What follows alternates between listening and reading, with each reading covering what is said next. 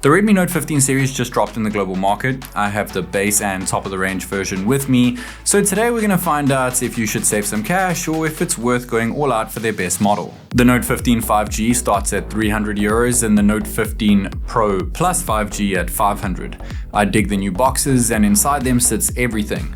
Phone, case, cable, and charger. They also sent me another box, which includes an armor-style crate that comes with some climbing gear to promote the Titan durability of these new phones, tied to their collaboration with the Discovery Channel. This whole Titan durability thing they have going on actually kind of covers three pillars: battery, resistance, and strength. So let's start with battery. They both have larger batteries this year compared to last year's.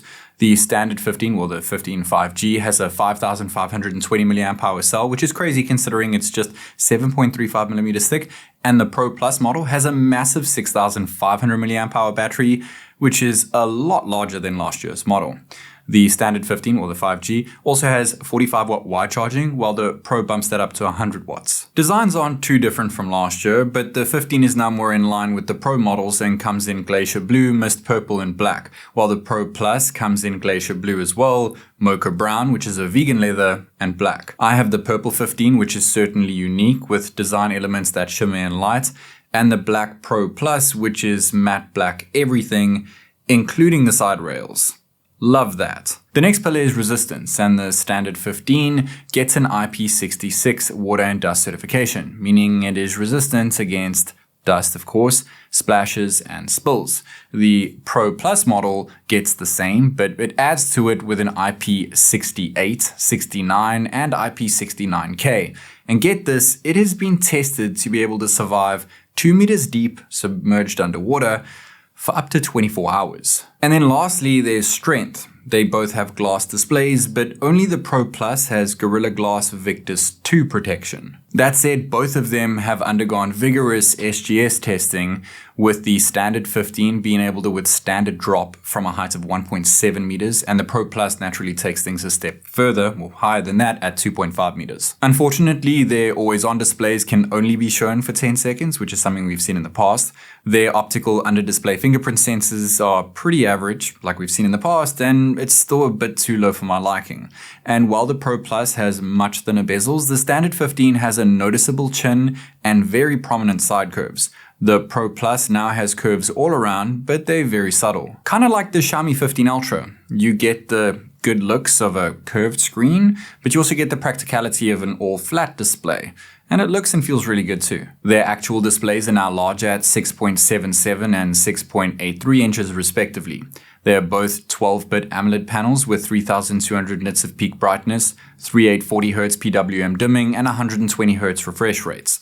But other than it being larger, the Pro Plus also has a higher screen resolution, twice the touch sampling rate, and is the only one here that supports HDR10 Plus and Dolby Vision content. They both have IR blasters, NFC and 5G of course, but only the Pro Plus model gets eSIM support, and only the standard 15 has an option for expandable storage. The good news is that they both get 4 years of major Android updates, but unfortunately, they both ship with Android 15 out the box, which means that Android 16 will be the first of those 4 updates. HyperOS 2 is still more than decent though, offering fluid animations, large folders, and plenty customization options, but only the Pro Plus packs in Xiaomi's Hyper AI, if that matters to you. They do, however, both get Google Discover to the left of their home screen, Circle to Search, as well as Google Gemini. Hi, I'm Gemini. We're about to go live, where you can explore complex topics or ideas just by talking. Hi, I'm Gemini. We're about to go live, where you can explore complex topics or ideas just by talking. As I'm sure you just heard, the Pro Plus has significantly better dual speakers, and I also noticed that it has much better haptic feedback when compared to the standard 15. The Pro Plus also packs in better performance thanks to the Snapdragon 7-ish Gen 4 CPU, which is a big step up over the standard 15 Snapdragon 6 Gen 3. They both stick to LPDDR4X RAM and UFS 2.2 storage though, which is exactly the same as last year and again a bit disappointing even for mid-ranges in 2026. One of the biggest takeaways for the Pro Plus is that it includes Xiaomi's advanced Ice Loop cooling system for the first time, so if you're looking for performance, then the Pro Plus is definitely the way to go. But is it possible to get away with the standard 15 when it comes to camera performance? Because let's be honest, unless you're a gamer, Camera is gonna be the main deciding factor here. The standard 15 is identical to last year, while the Pro Plus gets an upgraded selfie and main camera, that being the new 200 megapixel HPE sensor. They've both scrapped their subpar macro sensors, but they're still using identical 8 megapixel ultrawides, which again is their biggest weaknesses. And those ultrawides can't take macro shots either, and since they both don't have telephotos, macro photography is completely dead. Their mains are more than decent though, with the Pro Plus offering slightly more detail and color reproduction, which certainly helps it retain more detail at 2x zoom. It's also the only one that offers 4x lossless zoom, and it's definitely noticeable, but honestly anything over 10x zoom is just a bonus with these phones. I was very surprised with portrait mode on both, but the Pro Plus definitely comes out looking more natural, and even though the Pro Plus has the upgraded selfie camera here, I actually tend to prefer the standard 15's selfies more. The Pro Plus does do a better job with its ultra wide at night though, probably thanks to better post-processing, and it's significantly better when using its main sensor at night, especially at 2x and 4x zoom levels. Again, anything further than that is just meh.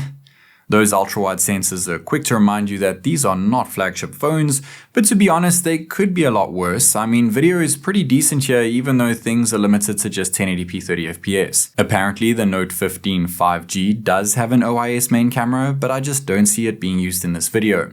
The Pro Plus is a lot more stable and it produces much better video, but both of them are capped at 4K 30. The Pro Plus does have a 1080p 60fps option though. Unfortunately, neither of these devices support 4K selfie video, but at least the Pro Plus has an option for 1080p 60fps. The standard 15, unfortunately, is capped at 30fps, even at 1080p resolution.